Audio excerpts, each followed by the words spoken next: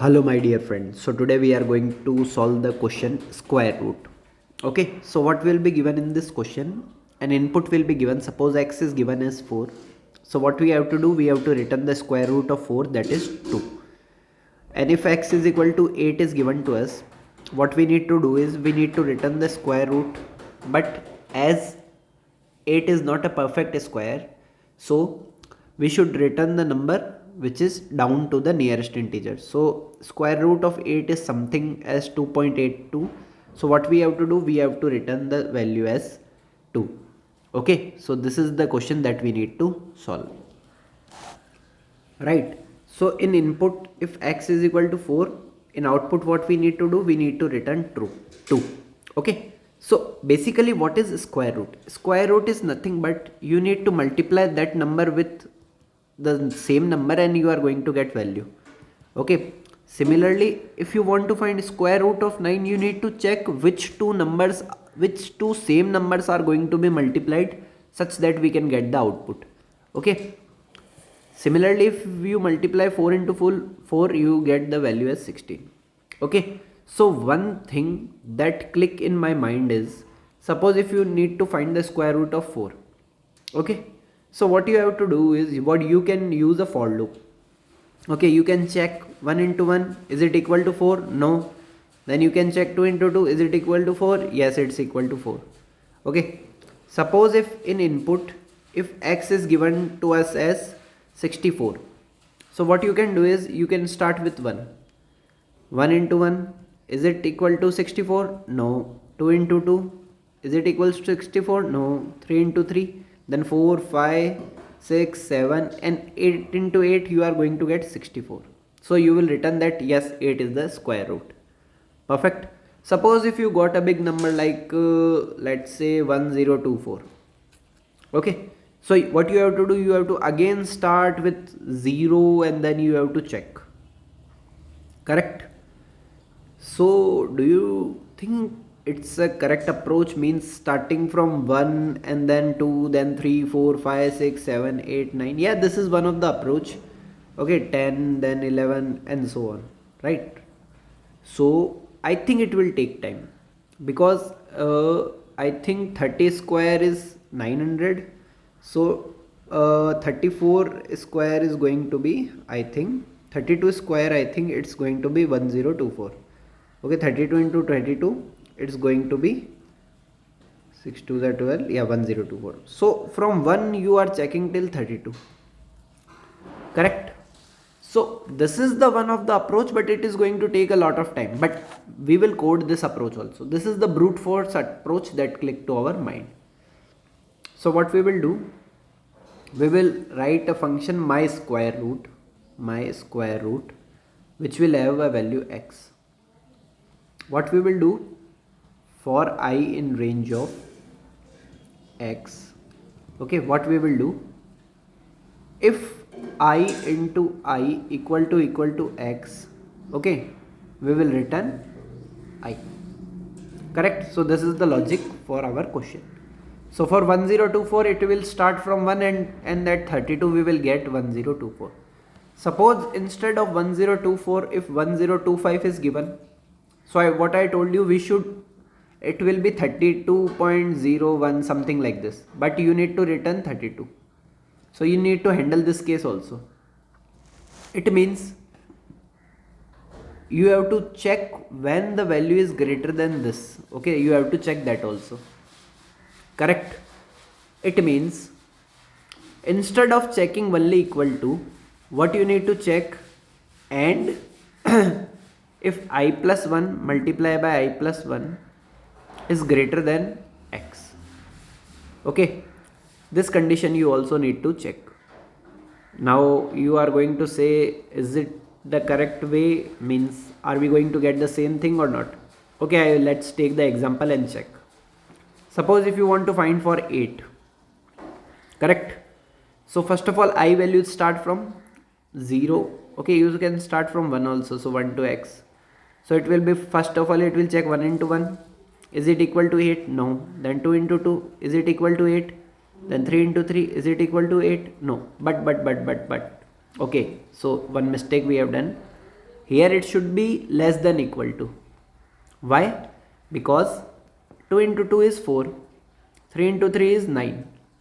Okay, so when we will get that 2 into 2 is 4 and 4 is less than equal to 8. This condition is true. This condition is true. So we will check for this condition. So I plus 1 is 3 into 3 is greater than x. So 9 is greater than 8. Yes. So at that time what we need to do? We need to return x. And what was x for us? 2. It means now it's the approach is correct. Okay, one small optimization we have done and we have got the correct answer. Correct. Now tell me one thing. Do you need to traverse the entire number? Okay, suppose if you want to find the square root of, let's say, 32. So if you are going to starting from 1, right, 1 2 3 and so on, so do you need to check till 32? No, you don't have to check. So if you check to the half of that number, is it okay? I think it will be okay, because ultimately 4 square is 16, 5 square is 25, 6 into 6 will be 36.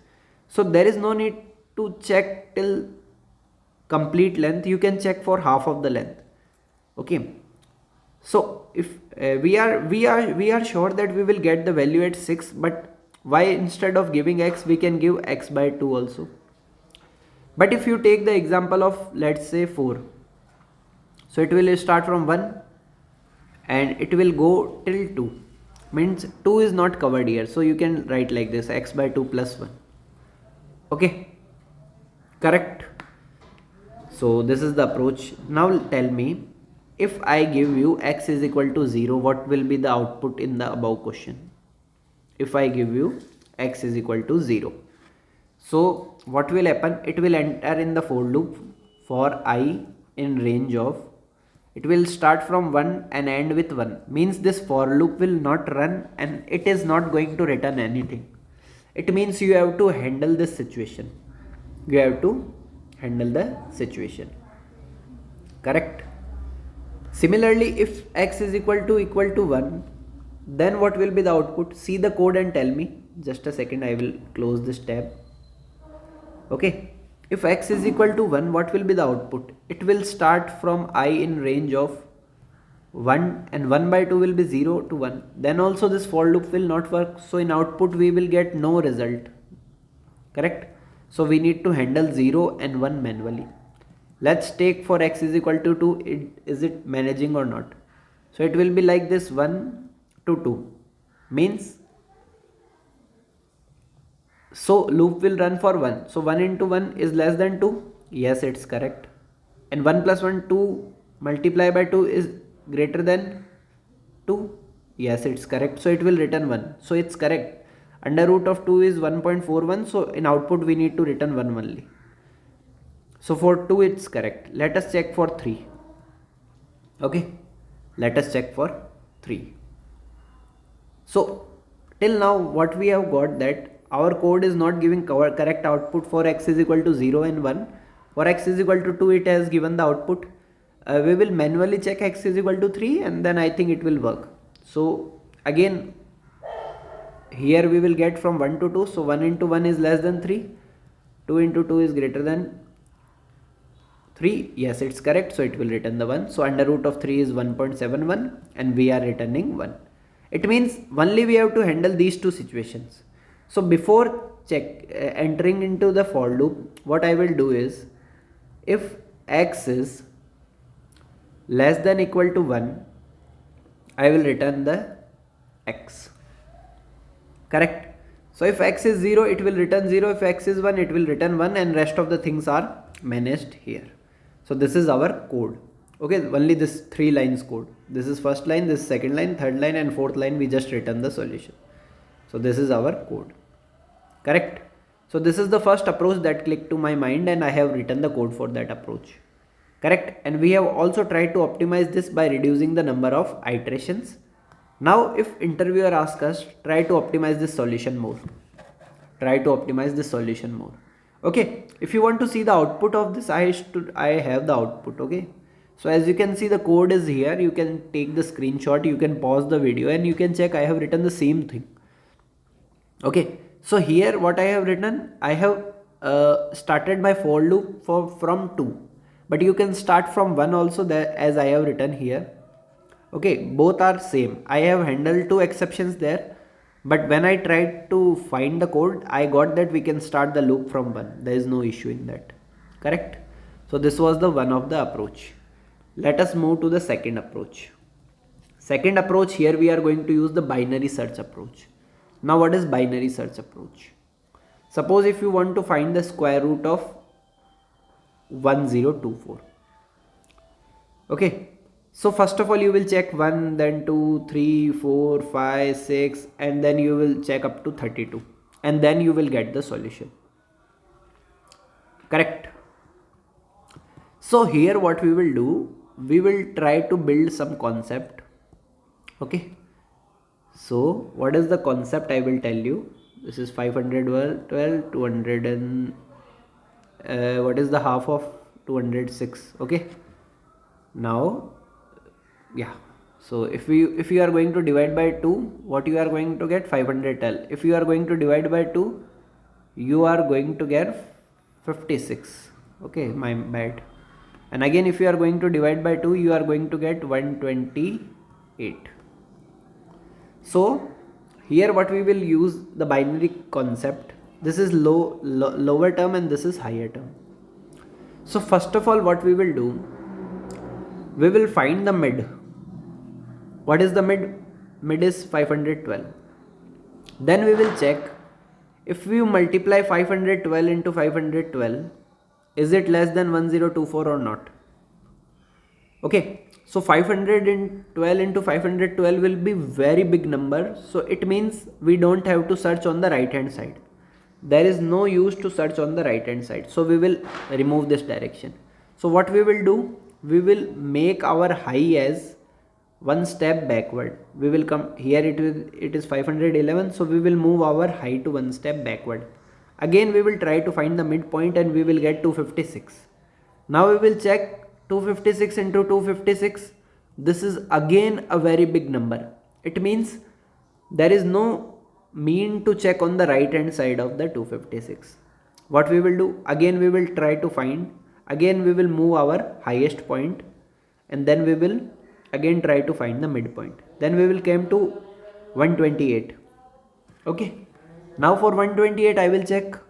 So 128 into 128 will be a very big number. So again there is no mean to check on the right hand side. So now our range has become from 0 to 128. Again we will find the midpoint and we will check, is 64 into 64 useful?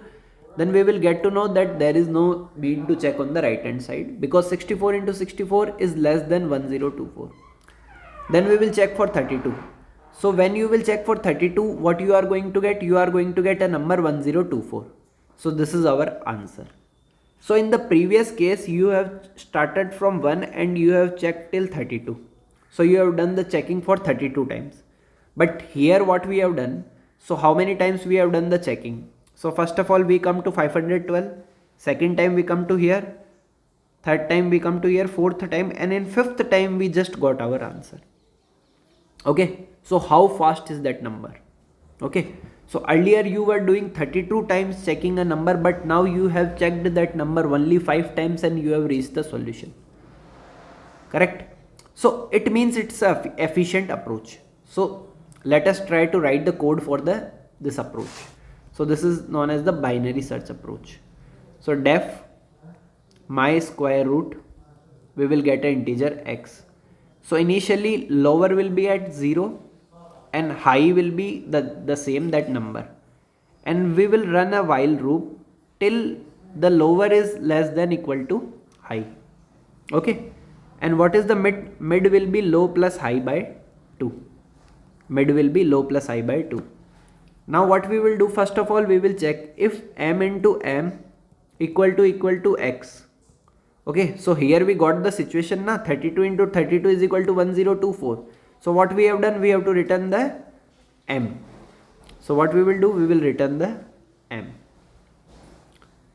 else if m into m is greater than x. So as we were seeing that 6464 is greater than 1024. So what we were doing, we were moving our high to the one step back of the mid. Okay, so L if this is the condition, what we were doing, high was shifting mid minus 1, correct? And else if it is smaller, what we were doing, we were storing answer in some variable and we were shifting like this. Okay, I will tell you this case also.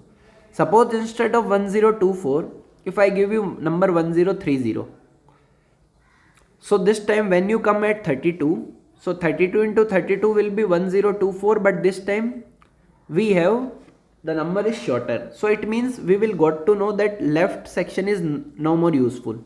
It means we have to check between 32 and 64.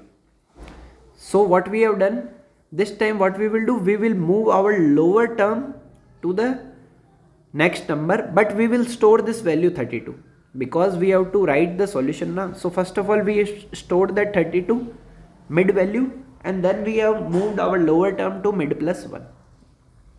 So it will be 33. Now we will try to find midpoint and then we will check is it useful. Okay, so once there will be some time when lower term will move forward and higher term will come backward. So at that time this while loop will close and what we will do, we will return the solution, we will return the answer. Okay, so this is the binary search approach. Okay, if you want to see the code for this, I have also the code for this. So as you can see, this was earlier it was just faster than 5%. Now we have optimized approach that is faster than the 37%. So you can see the code, you can wait, take a screenshot. Okay, so I have used the same approach that I have explained you, correct? Now if you are using a Python and if you want to use the inbuilt function, so I will tell you about the inbuilt function also. So in Python we have an inbuilt function Sqrt, square root. Okay, so what this function will do, so if you enter x is equal to 4, it will return the value as 2. If you enter x is equal to let's say 2, it will return, so Sqrt will return the value as 1.41. Okay, if you return Sqrt is equal to 3, it will return the 1.71, something like this. Okay, exact value it will give you. Now tell me,